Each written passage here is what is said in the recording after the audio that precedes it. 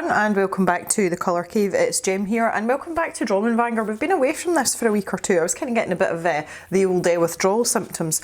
I am super pushed for time today. It is just before 6 in the PM and I have to go back to work at 7 o'clock.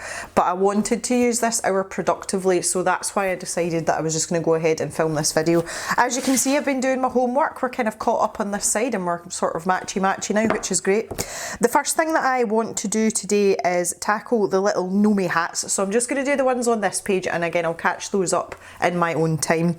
The other thing I want to do is colour in what I'm calling the background flowers. It's really all the little extra flowers. I want to thank you all so much for your suggestions on colour schemes, and a lot of you went for that sort of delicate like purpley pinky colour, so I think that's what we're going to go for because that is a colour that we don't have in our picture yet, but it's not going to be intrusive on the rest of the sort of foreground stuff which we haven't really coloured yet. So just a quick reminder, we are using the 120 set of Artezas, and the colours that I had used on the flag here, it was just 2 pencils, and that was the rose red and also magenta. So we're going to get going with that. And I thought about not using red for the hats, but because we've got a number of gnomes evenly distributed across the 2 pages, I thought it would be quite aesthetically pleasing to keep this particular colour combination constant throughout both sides of the pages. So we're going to go with that. That's kind of my theory anyway. So I'm starting with the rose red, which is the slightly lighter colour, and I'll just get that base layer down. I like to do. Maybe we'll get zoomed in a little bit now, eh? There, how's that? Better. So yeah, I've had a really busy day today. I am busy trying to get together all the bits and bobs for the next cave stash. I think by the time you have seen this video, I may have put up the announcement for when it is about to go live. If not, you can check out Facebook, Instagram or the community tab on YouTube itself for any updates on that. I usually give about a 3-day warning. Yeah, okay, I've just looked at the calendar. The cave stash will be going live tomorrow, which is Monday the 15th of June. So there will be plenty of goodies up for grabs. I've also put a couple of prints in of some of my drawings and watercolours, so you can go and check those out. The links to the cave stash will be down in the description. If you click on the link that says how the cave stash works, that redirects you to my website, and from there you can go straight to the stash. So it is a bumper stash this time and I'm quite excited about it. Okay, there's not a lot of kinks and things going on in our little friends' hats. I realised that coming back to this picture, I think this is where the idea for the dapper gnomes came from. And I've been working away on my dapper gnomes, although I have to say that my gnomes hats are significantly more interesting, although not as tall as these gnomes hats. I think my gnomes are a little bit, I was going to say they're a little bit taller, but they might not be. Okay, so I've got the magenta here. Now bearing in mind that our light source is kind of coming roughly from this direction, so we're going to be darkest in where the hatching is. So we can start that in there. And I don't think that the magenta will come as far over this side, but I do think they'll be a little bit darker around here. So I'll use the rose red for that one. Just a little bit, a teeny weeny bit there. Try and keep this quite delicate. And we can build up our colours as we go.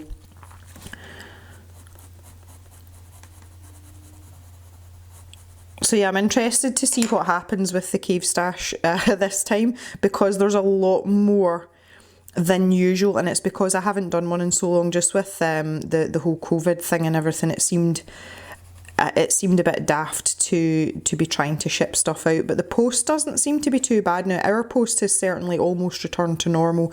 We were getting mail every second day for a little while there, but that we seem to be back to normal now. Although being in a rural area, we tend to have the same postie all the time, and unless that postie is on holiday or they are sick, you know, when that happens, we have one other postie. You know, it's either one or the other of them, and I have noticed that they've been alternating a lot more recently, so I don't know whether that's to do with you know, just the spread of the workforce just now, or whether they've just decided to change it. But our post person is a lady, and her name is Carol, and she's awesome because she does things for us that, you know, she goes beyond the call of duty, which is really nice. And I have found that rural posties in general are like that. They are very considerate and they're very helpful. And the first time Carol came to the door when we moved, the door was open, and I don't know who got a bigger fright, her or Pip, but Pip started to bark. So poor Carol shoved the mail through the door and then promptly started to run away before Pip could catch her. And I'm shouting after her, "It's okay, she won't touch you."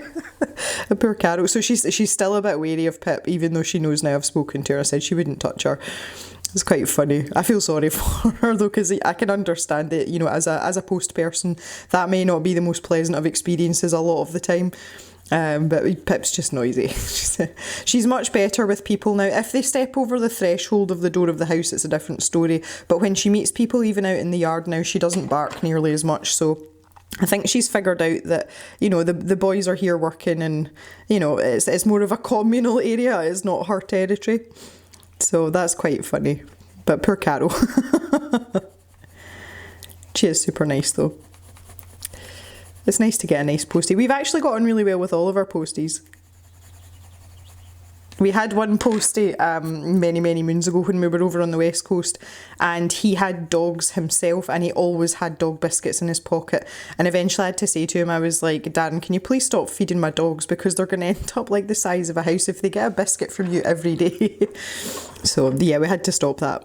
Also as well with Jock's itchy skin, we tend not to let him have things like that because we don't really know what's in them, and he's very sensitive to certain ingredients, bless him. He has been super itchy the last probably week or so, and we do find it's the change in season that makes it worse, and we've just had like our first bout of proper warm weather. It's cooled down again now, but that's the first time it's been really warm this year, and poor Jock just didn't know what to do with himself. So we've upped his medication that he gets just now, and it's just for a few weeks until his skin settles down again. It's a wee shame for him. I do think a lot of the time though that he scratches out of habit rather than actually having itchy skin, because if you distract him, you know, like mid-scratch, he stops and he doesn't go back to it, you know, he doesn't go back to finish what he started, which I find quite interesting. I do think some of it's habit. Okay, that one's looking reasonably good. I do think it looks a wee bit shiny though, and I don't, you know, these hats are going to be fabric, so I'm just going to soften out that highlighted area a little bit more. You know, I don't want a sort of bright white highlight, because I really don't think that that's going to be... You know, I always think of their hats as maybe being made of felt or a similar material, or maybe like really thick canvasy type material. I don't know, what do you guys think that gnome hats are made of? I'd be curious to know your thoughts on that. Okay, let's bob over to this one. Oh, he's got an outrageous hat, goodness me. So this little dude here, he is recessed in his doorway. So I don't think his hat to here is going to be getting much light. So I think we should make that part a lot darker. So we'll use much more magenta on that bottom half. And then we can think about the light source more on this slightly crooked part on the top. Oh. Yes, so today's been a really funny day because I've been working quite odd hours. I have customers to contact this evening about some disease test results, and these are people that I can't get a hold of during the day. You know, I've tried to contact them during the day, and they're either not able to take the call and discuss their test results, or I just can't get hold of them, so I'm trying it in the evening. And it's always really weird. I always feel a bit strange phoning people, you know, that late on at night. And it's not going to be late. I mean, it's going to be just after 7, which in farmer terms isn't late at all, but for dairy farmers in particular, that can be quite late because a lot of them do get up really early in the morning. So, you know, by 7 o'clock at night, a lot of them are really sort of winding down. So I always feel as if I'm being a bit naughty when I phone them. Oh dear. So yeah, it's quite odd. It's quite odd. I did phone a farmer at 5:15 this morning as well. Again, it's just the only time I could catch him before he starts milking, because he's away doing other things, you know, during the day, and he doesn't always have a signal on his phone where he is located. So he said to me, he'd emailed me and said, I know this might be a bit of a push, but is there any chance you could call me at 5:15 in the morning? And I was like, yeah, it's fine, I'll be okay. It's been a while since I've actually been up and working at that time of the day. Years ago, I used to go out and take milk samples on farms for the company that I still do work for now, and I was used to getting up for morning milkings. So we always used to have to be at the farm about 15-20 minutes before the milking started, just to get everything ready, and quite often we had to travel because there was only a few of us that covered quite a large area of Scotland. So if a particular farmer was milking at 5:30 in the morning, I might have an hour and a half's drive to get to that farm before they started. So I was basically getting up in the middle of the night. And I stopped doing that a year passed in January. 2 years passed in January. No, a year passed in January. And yes, that's like a year and a half since I've been up at silly o'clock. But it came quite naturally, actually. I'm an early morning person anyway. I'm much more of a morning person than an evening person. So it wasn't too much of a hardship. But anyway, I spoke to him this morning and he was quite happy, and he thanked me very much for taking the time to get out of bed and phone him at that time of the morning. So I got loads of stuff done this morning before Mr. Jem was even up out of bed, because normally on the farm here, because we don't have dairy cows to milk, we don't need to get up like stupidly early, and we normally get going about 7 o'clock outside. So I had been up for like almost 2 hours by the time Mr. Jem was ready to go to work. I had like a bajillion things done though. So this afternoon aside from doing the prints, I did a bit of sort of housekeeping. I'm painfully aware that I haven't done anything with my website the last little while, and I really haven't had time. But there's no great disaster in that, but I should be keeping it up to date. Eventually what I would like to do, and I don't think it's going to be imminent, but I am going to migrate the cave stash permanently over to the website, so everything will be purchased directly through the website. And I'm also hoping to have like a permanent print shop as well, where I can sell my artwork straight from my website, and I can use a sort of print on demand type service for that. And it just means that if I have something that maybe I've really enjoyed drawing or painting, I can just stick it straight up, and if people like it, then they can go ahead and purchase it. So that'll be quite interesting, but that's a sort of longer term plan. Okay, I'm quite happy with this little hat. I think maybe this needs to come up a little bit further. And I also feel there needs to be more of like a defined line there of where the shadow is. Maybe about there. Okay, yeah, we'll go with that. Happy with that. Good stuff. Okay, that's looking pretty good. Okay, let's move on to some of these flowers now. So I need to pick out some colours. I do have my swatch book right here. I'll zoom out a little bit so you can see a wee bit better. And I do want to keep the colours quite delicate. So over on this side, we've got lavender and ube, which are quite nice colours. I'll see if I can find them in my pencil case. And on the pinks, I've got this peony, and we've also got watermelon, which is quite nice as well. I think the flamingo's too strong a pink, like it's too purpley. I think we'll go with watermelon and lavender and see what they look like together. That might be quite interesting. I suppose I could have ube and peony as well. Yeah, let's do 2 sets of 2. That might be quite nice. Yeah, I think watermelon and lavender should go together. Now, I haven't actually used my watermelon pencil. This was one of the new colours that was in the 120 set. And you can tell I haven't used it because it's still got that horrible flat top on it that they do when they send you the pencils. It's like they half sharpen them for you. There we go. Okay, so let's think about this logically. I'm going to start with some of the smaller ones until I figure out how I'm going to blend them. And I think these background petals should just be pink, because there's not really a lot to them there. You know, there's not a lot of space to work in either. And I'm not really one for faffing about with things like that, as you well know.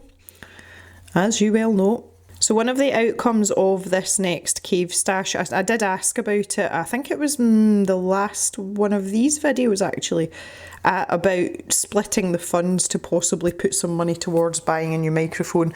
I think I've had no complaints about it. Nobody said, you know, I don't think that's a good idea, or I don't think it would be appreciated, which is really nice. And some of you have said, yes, you know, that's definitely a good idea. So I think that's what I'm going to do. I'm going to split it in half. And whatever half of the proceeds are, I will put towards a new microphone. I'm having issues basically every time I film a video now, and I'm having to like use workarounds, and there's lots of electrical tape, washi tape and sellotape involved as well. So yeah, the time has come, but I do want to buy a very, you know, a good quality one. We're doing quite well, and I've built up my equipment very gradually over the last sort of 2 years. You know, I started out just with a mobile phone and just used the editing software which came with the phone. I used to edit my videos on my phone right at the very beginning. You know, because these things they're so expensive. Even a half decent camera, the camera that I bought was at second hand, and it was still hundreds and hundreds of pounds. So, you know, it's you've got to do these things gradually. And I have spent a huge amount of money in the last 2 years just on equipment. Now, granted, I did need a new laptop, but I was needing a new laptop anyway. That wasn't specifically for the cave. And obviously, I use my laptop for personal use as well as stuff for the cave. So it does, I mean, it all mounts up really quickly. I actually had an email from someone not that long ago. I can't remember who it was. I think... I know, I was going to say Sophie, but it's not Sophie. Sophie, I know who you are, and it wasn't you that emailed me. I don't know why your name popped into my head. But someone had emailed me asking what I had used to film when I first started. And the advice I gave was to, if you have a half decent mobile phone, use your mobile phone, because the picture quality on the phones now is just as good as most of the digital cameras and or camcorders, and there's no need to be going spending hundreds of pounds on a camera until you know for sure that you're going to keep it up and it's something that you definitely want to do. Because it goes back to the same old thing, and I've said this like a bajillion times, but people do not realise how much work goes into a YouTube channel, and I certainly couldn't justify spending that amount of money for something that, you know, if I was only going to put up a video once every couple of weeks, I just could not justify that. Right, I think I know what I'm doing with these petals now, so I'm just going to put the watermelon round all of them. So one of the issues that you do come across, though, if you are going to use your phone, and especially if you're going to do videos like this that are long, is how much memory you have. And for me, I mean, really, I don't use my phone for anything much at all apart from making phone calls for work. So I had plenty of storage space, and it really wasn't an issue for me as long as I didn't have, you know, like 4 different videos sitting there stored on my phone. It really wasn't an issue for me. But I was looking at, I was kind of thinking to myself, well, maybe, you know, after I've got the microphone, that's everything pretty much, you know, as I need it. You know, I've got some relatively good quality studio lights and things now for the winter. So it's like, all right, what do we do next? I'm thinking, well, I could upgrade the camera, and I looked at the newest model of the one I've got and instantly went, nope. Because the new model is £1,600. So I don't think we'll be doing that anytime soon. So yeah, I was like, oh, no. no. But to be fair, there's nothing wrong with this camera. It works really well. And I've kind of got used to it now. I have taken a couple of photographs with it as well, because for a while there, some of you will remember, I was given a camcorder on loan from a friend, and I used that for a while, and that was really good as well. I really liked it. But I thought I would get more versatility out of a camera, DSLR, whichever way around that is. I thought I would get more use out of that than just a straight camcorder, and I have taken photographs with my camera as well, which is really nice. We have a couple of pedigree bulls, and one of the things we do is we sell the offspring of said pedigree bulls, and it's good to have really high quality photographs of them in their natural habitat, as it were. So I've used my camera to take some bull photos, which has been quite nice as well, and lots of sort of scenery photographs as well. So yeah, it is very much in a daily use now, which is nice. It's still a lot of money though. A lot of money. Our flowers are looking quite pretty. I do think that these are a little bit brighter than I thought they were going to be. Wasn't my intention at all. I think we're going to have to tone down the colours a little bit. There'll be a lot going on in this picture. Those colours are quite nice together though, I like them. And other news, Mama and Papa Jem are gone. They are away home.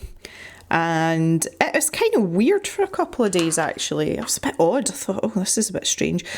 But now it's actually quite nice. It's nice to have, you know, my house kind of like back to normal, and I'm back into my normal routine. I do miss Mama Jem helping out with the housework though. But that's just one of those things. I've got to get on with it, I'm afraid. So yeah, that's been a bit odd because we worked it out, and we've actually been in this house longer with my mum and dad here than just Mr. Jem and I ourselves, because we moved in here the middle of February, and Mama and Papa Jem came at the beginning of March, just after my birthday, and then they didn't leave. So, you know, we were literally only in like maybe 4 weeks. We would have been in maybe 4 weeks, and then they appeared, and they literally have just gone home, and this is now like June. So I think that's probably why I'm finding it a bit odd as well. It's really funny though, the first morning that they weren't there, when they'd left like sort of mid-afternoon the day before, and our little Jack Russell, she was looking for my mum, and she kept sitting at the bottom of the stairs, you know, kind of expecting her to come down the stairs in the morning. We don't allow our dogs up the stairs, they know they're not allowed upstairs, but I took her up and I let her into my mum's bedroom just so that she could see that she was gone. And I thought, oh, God love you, you little creature. She was kind of looked at me as if to say, well, where is she then? And I'm saying to her, I'm doing the massive hand sign language thing because she's really deaf. And I'm saying, shrugging my shoulders and putting my hands up going, she's not here. And she's just looking at me like, well what am I supposed to do now? Because she follows my mum around like a shadow, they're like best buds, those two. So I think we was missing my mum a wee bit. Pip, on the other hand, not bothered. Just not bothered. Again, not surprised by that at all. Apart from that, things are fairly quiet. We're in a quiet time of year in terms of farming, which is nice. I like that a lot. But we have a group of cows who I call them our next door neighbours. They're in the field beside the house, so their fence literally backs onto the garden. And these are what are supposed to be our group of autumn calvers. And normally autumn calving means like September time, but because this is an amalgamation of some of our old cows from the old place and some of the cows that were already here, they're all calving at different times, and we've got some that are due as early as July, so they're no more autumn calvers than flying in the air. But they are all in the field beside the house together, all the pregnant cows together, just so we can keep an eye on them. So we're starting to guess now, because I don't know specifically which ones are due to calve when.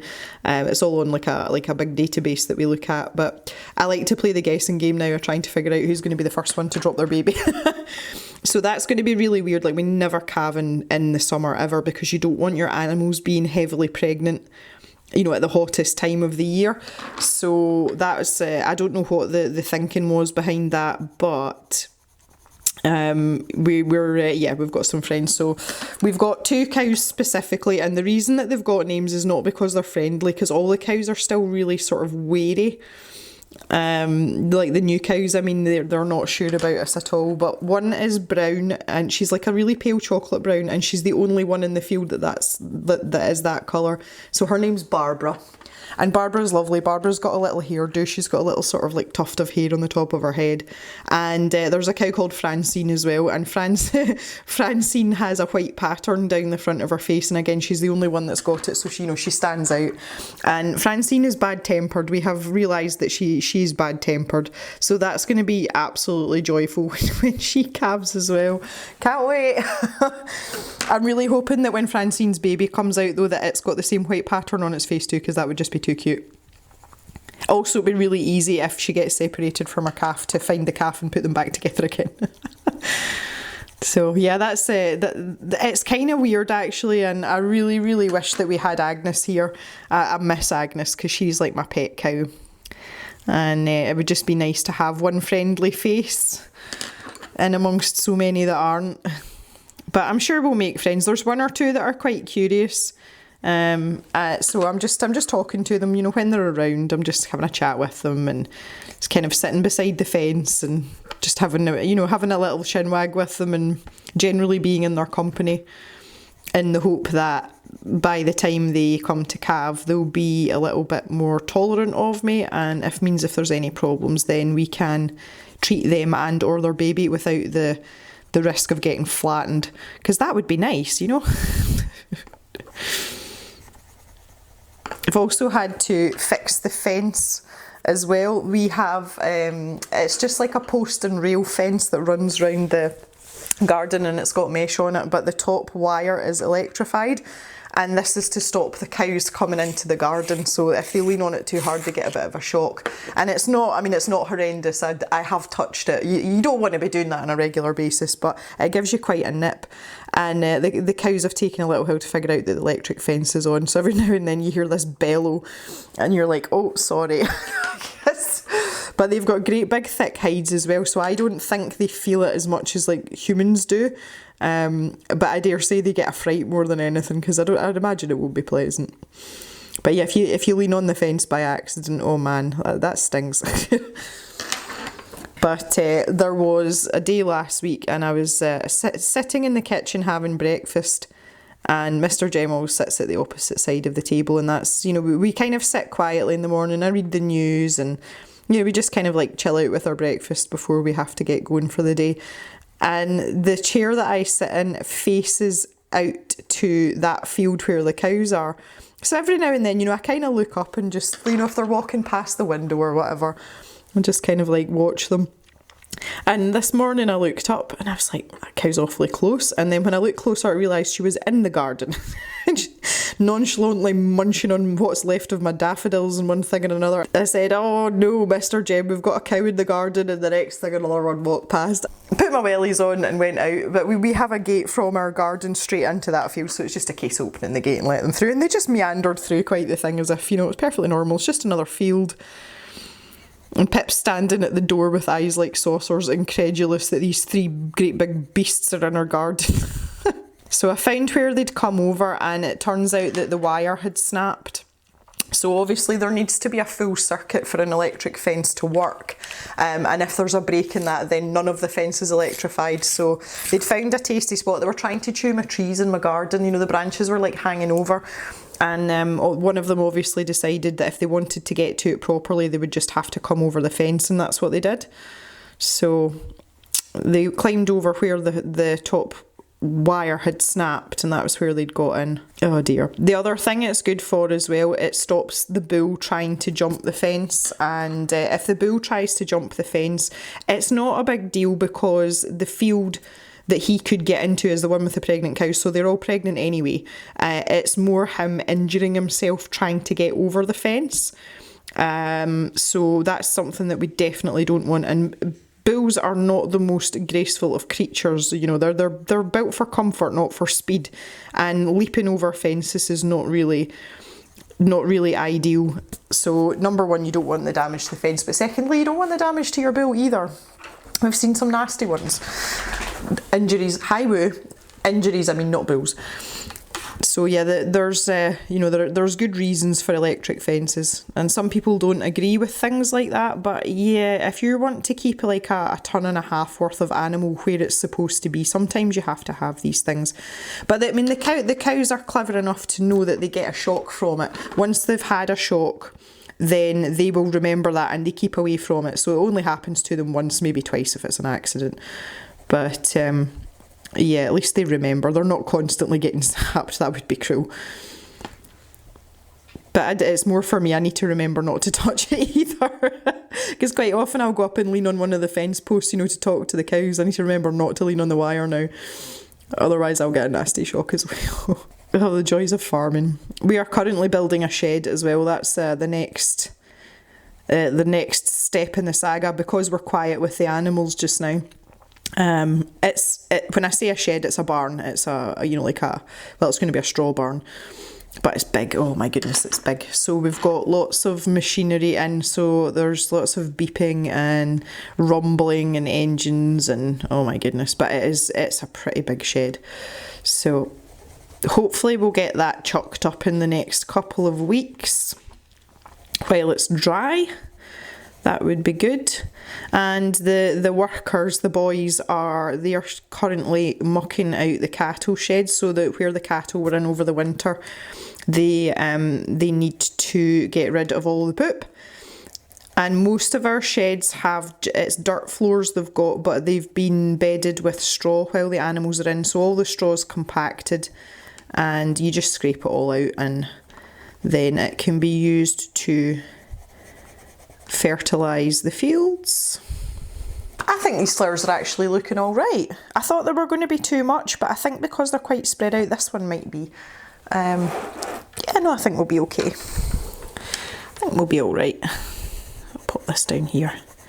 I have like a huge inclination to paint a series of acrylic paintings. I don't know what of, but I really want to paint in acrylics again. I've got a real hankering to do that, and I've got these little square canvases from Flying Tiger. They're only about maybe that size, and I really want to use my acrylics on, and I have told myself I'm not allowed. I still have my graphite drawing of Rebus the Black Lab. It's still not finished, and I keep like procrastinating and avoiding it and going doing other things. So I just finished off a page in Enchanted Forest by Johanna Basford.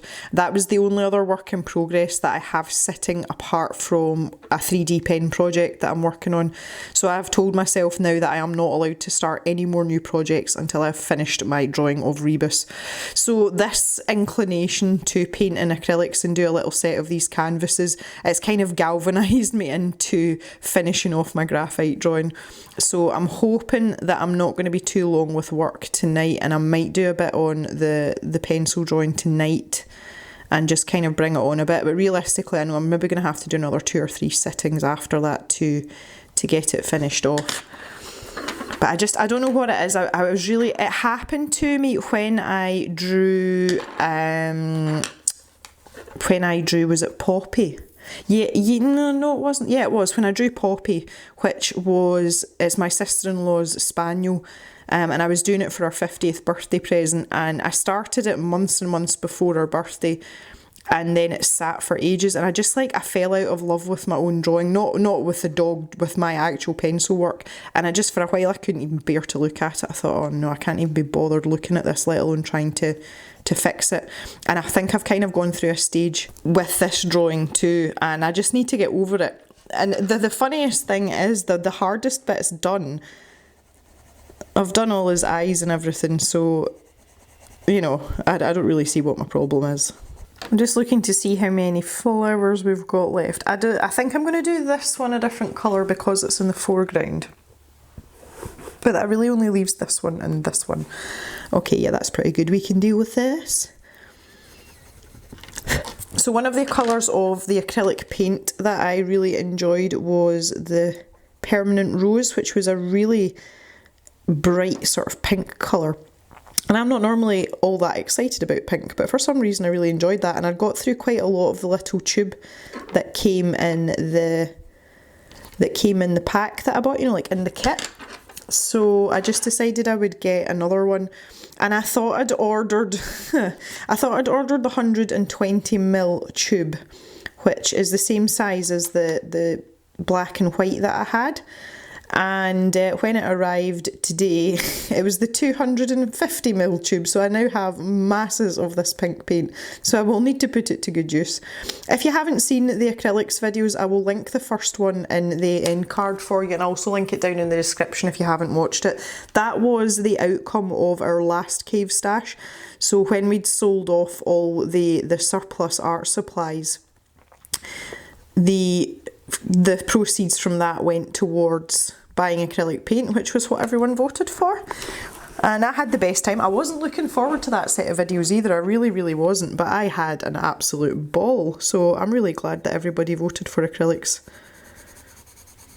This time round though, we will still have a vote, but some of you liked the idea of having a gems choice as well as your suggestions too. So this time round, once we've sold off everything in the stash, I will fling in my own suggestion for something to buy as well. And if you guys like that, then we can do that. But I think it's really nice. Like, I really enjoy the fact that I don't have any control over it. Like, it's down to you guys. It's in your hands. And I kind of like stuff like that because it pushes me to try new things, and sometimes things that I wouldn't think that I would enjoy, like acrylic paint. So, you know, it's a win-win because it's something that you want to see, and it's also me figuring things out and trying things and finding out if I like them or not. I have to say the only thing that I've not been overly keen on so far is the pastels, the pan pastels. They're lovely and they're really high quality items, but they're super expensive. And I didn't hate them, but I'm still not sure about them. I don't know if I can see myself, you know, creating artwork after artwork just with pan pastels, or any kind of soft pastels for that matter. I don't like the way they feel in my fingers, and I don't like the mess, and I don't like the thought of breathing in a lot of chalk dust. I'm sure I breathe in plenty of other things that are horrendous for your lungs, but I don't know, I don't know. I'm not that, I don't get excited about pastels the way I get excited about watercolour paint or pencils. Like, it's just not the same thing at all for me. I suppose that's why we're all different. Okay, we've got this Mahusive flower here and at the back, so I'm going to spend a bit more time with this one. And I want to use the two sets of pencils here.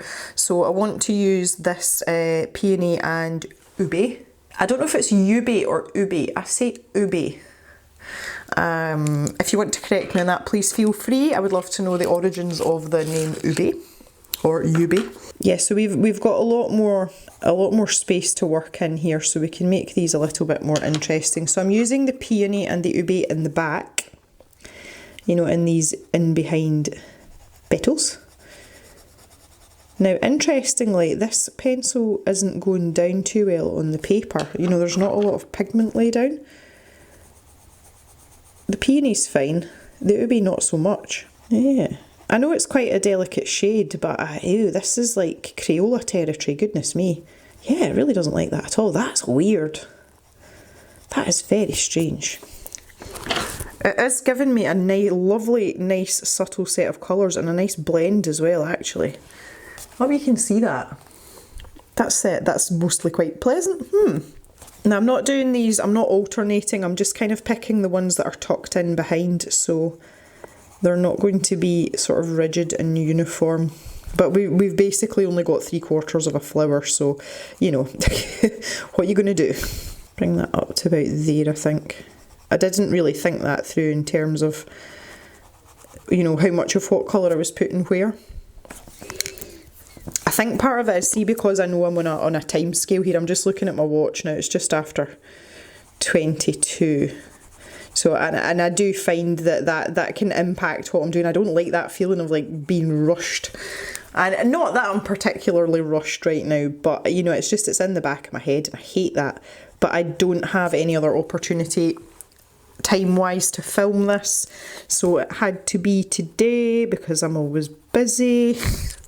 But you know that anyway because I always tell you that I'm really busy. I have managed to find a tiny bit of time to myself to do like some personal arting, and it's something that I was sorely missing, and that was purely down to Mama Jem being here and doing my housework for me. So it was refreshing. It was very nice indeed. But I'm hoping now that we are back down to 2 videos a week, back to our normal schedule, I'm hoping that I'll have a little bit more of that, because it is important. Much as I don't feel like this is hard work at all, and I don't feel that about any of the videos I make for the channel, but it's different being able to do things off camera and not have to think about what you're going to say about a particular thing, or are you going to do it as a voiceover, and then you've got to think about the commentary and you've got to try and do things in a logical order. It's nice to not have those pressures and just draw for the sake of drawing, or paint for the sake of painting, or colour for the sake of colouring. And it's something that I've come to realise as time's gone on more and more with the channel, it is important for me to have that. And I normally still share, what I'm doing anyway, and most of you will have seen some of my extracurricular work either through Facebook or on Instagram. So it's not like I'm not sharing it with you, but it's just having that sort of peace and quiet time, and just drawing for the sake of drawing. Isn't it? There's something very nice about that. A little bit of what you like. Okay, I can't really pick out much else round about there, so I'm going to assume that that's all the background petals. And let's go back to these now. So this is the watermelon and the lavender, yes, lavender. Get this pink down first. I'm interested to see how much of a difference there is between these colours, because they are quite close together. So I just want the tips. So I'm just inverting the colours here, but I'm going to keep them at roughly the same point so that they give us a nice sort of contrast and switch over. And I'm going to make this really harsh down the centre. So I'm mashing the pencil into the paper there, and I'm just following the line that's been left for us. And then I'm just going to work out from there. And maybe make it a little bit darker in at the bottom here as well. It's just started raining again. Kind of forgotten what rain is. It's been very, very dry here, which is kind of unusual. The nice weather, the warm weather has been lovely though. I have enjoyed it. I think we were needing some sunshine because we did have, we had a lot of snow. Some of you may remember that in some of my videos at the start of the year, just when we'd moved, there was a lot of snow. So the warmer weather is definitely welcome. I mean, even today, it's not cold today, it's just a bit damp. When I walked the dogs this morning, I just had a t-shirt on, but I had like a body warmer, a gilet over top, so and I was still warm. I'm pretty good with stuff like that with temperatures though. I fare much better in the cold than I do in the warm. I tend to melt quite quickly when it's warm. I think I've talked about this before as well, but it's the same when I'm running. Like, I run hot and I do not run well in warm temperatures at all. But if you send me out in -4, which I've run in -4 on more than one occasion, absolutely not a problem. As long as I'm wrapped up properly, not a problem. And you do tend to run a bit faster because it's chilly. Faster you run, the quicker you get home. That is the truth. That is the truth. And saying that works, because when you're too hot, the faster you run, the quicker it's over. So I don't know. I hate running in the heat though. I absolutely detest it. It's not for me at all. My friend went out to one of the guys that I used to be in a running club with. He went out and did the Malta half marathon, and he is also from the north of Scotland, so he's used to pretty cold temperatures, and he did nothing to like acclimatise himself. He went out 2 days before, and he didn't do any like runs or anything, because in the last week or so before you do a long race, like a half marathon or a marathon, you do what's called tapering, and it's where you gradually lessen the amount of training that you're doing, and it's to help your muscles recover so that you're actually fully fit for race day. And he was tapering. And he didn't bother to try and even like a gentle like 20-minute run or anything. He did nothing like that, and then ran the Malta half marathon, and it was like one of the hottest days of the year. And he came back. Now he came back, and I said to him, I said, well, how did you get on? I knew how he'd placed and stuff, but I said, what was it like? And he said it was like running in hell. that was his exact words.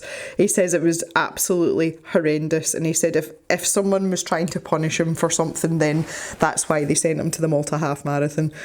So that was like instantly off-putting. I was like, any notion that I might have had of going and doing a race abroad, it would have to be somewhere really cold before I would go and do it. I was like, no. He still did really well though. He wasn't like, you know, on his best sort of form, and obviously the heat has a huge impact on the time that you'll run a race in, so he wasn't as fast as he would have liked to have been. He still did really, really well though, but he had a very specific time in his head, and I think he was a good 10 minutes off it, and that's quite a lot when it comes to half marathon. 10 minutes is a lot. So he's still really fast though. He's got great big long legs though. He's like 6'4". But it's like, yeah, Malta half marathon, no thank you. Let's not do that. The last half marathon I ran it on the 1st of March, and it was absolutely freezing that day, and it was wet and it was cold, and I had the best time. It's like, yeah, look at me running in the freezing cold up and down hills. Yeah, this is what I was meant to do. People tell me that I'm not right with stuff like that. I would agree entirely. My medals board, where I hang up with like all my finishers medals, it says on it, seems like an awful lot of work for a free banana, because normally at the end of races they give out, you know, they give you a little goodie bag, and quite often there's a banana in them. That's true though. That is an awful lot of work for a free banana. I like bananas though, so it's okay. I was having a conversation with somebody the other day about the bananas in Madeira. Mr. Jem and I are talking about going back to Madeira for a little holiday, probably next year. We won't get this year, obviously, with the situation. But I'd really like to go back. I really enjoyed it. And one of the things I mentioned was the bananas. So, like, the bananas in Madeira are not like any bananas I have ever tasted anywhere else in the world. They are absolutely amazing. So I want to go back to Madeira for a banana. They're so good. They're so good. I have no idea what this is. What is this? I can't make that part of the petal. That wouldn't make any sense at all. There's only one oh no, it might be that stem. Oh, okay, right, okay, I need to make that green. At least I know now. At least I know. That took me by surprise there. I wasn't expecting that. I was hoping to start on these paving stones down here today as well, but I am not going to have time, which is unfortunate, but we'll start with those next day when we come back, because we're quite far on in now. We're getting down to it. I say I'll keep up the other page on the other side as we go along. I keep going back to that as well, but I will not be doing any more on it extracurricularly until I have finished my pencil drawing of Rebus. Them's the rules. Them's the rules. But I'm actually, because I'm thinking to myself, I'm filming this on Thursday for Sunday, and so that, I could probably get it finished this weekend if I spent some time on it. I'm not doing a huge amount of DIY this weekend because Mr. Jem is tiling the toilet floor. This is the ongoing saga of the bathroom that I keep talking about. For some reason the adhesive didn't set on the tiles, and he had to take them all up because they'd all moved and start again, so he's not very happy. But we shall leave him to do that, and he can get on with it, and that means I can do some arting, which is kind of cool. Righty ho, there we go. Yeah, I think pinky purple was a good choice, so thank you very much for your input, and that is much appreciated. And I think we'll stop there just now. When we come back next time, I will do these paving stones, and we'll maybe do a little bit more work on our gnomes. And in the meantime, at some point, I am going to tackle these parts of this this big toadstool over here. I've got this bit to do as well, which I forgot about. So I think that is plenty to be getting on with. So once again, I want to thank you for coming and hanging out, whether you're just listening or whether you're watching and colouring yourself. I appreciate it very much. And we shall see you back in the cave on